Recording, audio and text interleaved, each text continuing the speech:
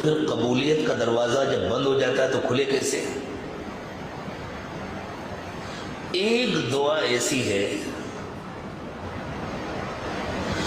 جو کبھی رد نہیں ہوتی، کسی حال میں رد نہیں ہوتی، حتیٰ کہ گنہگار مانگے تب بھی رد نہیں ہوتی۔ وہ دعا کون سی ہے؟ وہ درود پاک ہے۔ درود پاک بھی ایک دعا ہی تو ہے نا۔ بندہ اللہ سے کہتا ہے اے اللہ رحمت نازل فرما دیجئے حضرت محمد صلی اللہ علیہ وسلم کا، تو بندہ اللہ سے دعا مانگتا ہے، یہ دعا کبھی رد نہیں ہوتی۔ اس لیے اللہ کے رسول صلی اللہ علیہ وسلم نے ارشاد فرمایا کہ جو چاہتا ہے کہ میری دعائیں قبول ہو وہ کثرت سے درود پڑھا کرے، جب اس کی یہ دعا قبول ہوگی تو ساتھ میں اس کی دوسری دعائیں بھی قبول۔ یہ جمعے کی رات ہے اور جمعے کی رات کو مبارک رات کہا گیا ہے اور جمعے کے دن کو مبارک دن کہا گیا ہے۔ روزانہ کم از کم 200 مرتبہ تو درود سب لوگ پڑھتے ہی ہیں، ماشاءاللہ پڑھتے ہیں نا، اللہ توفیق دے، اور زیادہ بھی پڑھے تو بہتر ہے۔ جمعے کی رات اور جمعے کا دن، جمعرات کا دن گزرنے کے بعد مغرب سے لے کر کے جمعے کا دن گزر کر مغرب تک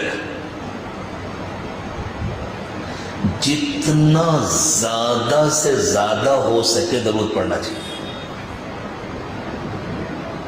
جتنا ہو سکے اتنا درود پڑھنا چاہیے، ہر وقت پڑھتے رہے، ہر وقت پڑھتے رہے۔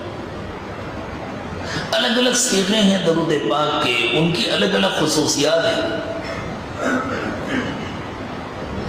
روزی میں برکت کے لیے، مشکلات کو دور کرنے کے لیے ایک مخصوص صیغہ ہے درود ناریہ جس کو کہتے ہیں، اس کی بڑی عجیب و غریب خصوصیات ہیں۔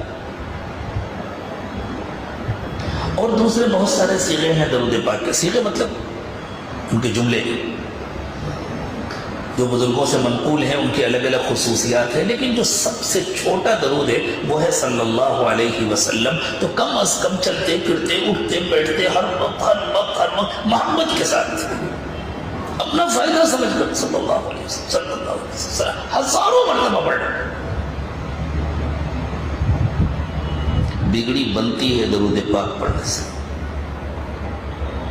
حضور کی سفارش ملے گی درود پڑھنے سے، سفارش ملے گی تو بیڑا پار ہوگا۔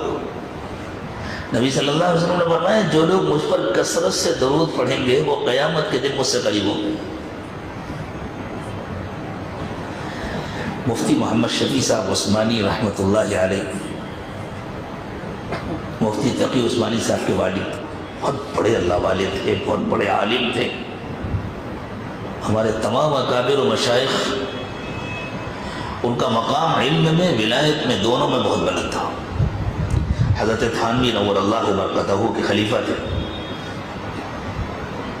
ایک مرتبہ روزہ اقدس پر حاضر ہوئے حاجیہ عمرے کے موقع پر مدینہ طیبہ میں،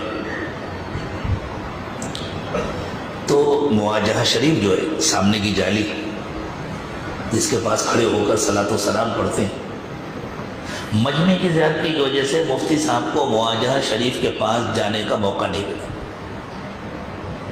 وہاں ایسا ہوتا تھا جب بھیڑ ہوتی تھی کہ وہ قریب جانے کے بعد کئی لائنیں ہو جاتی تھی، پولیس والے تقسیم، آدمی کو پتہ نہیں چلتا تھا میں کدھر پہنچوں گا۔ اب کبھی ادھر چلا گیا تو وہ آگے والے الگ ہو گئے، ادھر والے الگ۔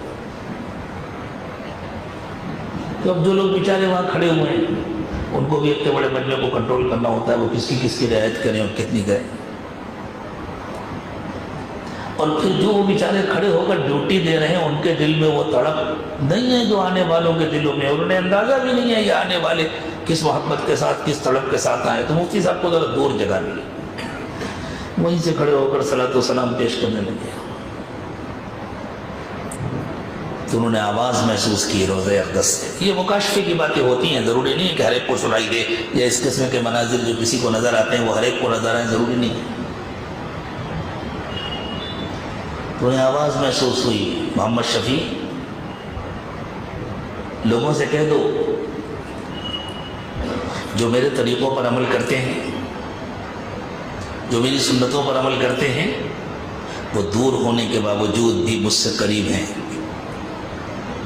اور جن کو میرے طریقے پسند نہیں ہیں، جن کو مجھ سے محبت نہیں ہے، وہ قریب ہونے کے باوجود بھی مجھ سے دور ہے۔ بہت بڑی بات ہے، اور جس کو یہ سنائی دیا خود اس کا کتنا بڑا مقام ہوگا۔ تو کہیں اپنے اندر بڑائی نہ آ جائے، اس کے لیے مفتی شفیع صاحب نے یہ واقعہ کسی سے ذکر نہیں کیا، لیکن اپنے انتقال سے کچھ پہلے، چند دن پہلے، اپنے بیٹوں اور اپنے خادموں سے یوں کہا کہ یہ واقعہ میرے ساتھ پیش آیا تھا، میں نے اب تک ذکر نہیں کیا تھا، لیکن اب اس ڈر سے ذکر کر رہا ہوں کہ کہیں چھپانے کا گناہ نہ ہو جائے، اس لیے میں تم لوگوں کو بتا رہا ہوں۔ مفتی تقی عثمانی صاحب نے اس کو نقل فرمایا۔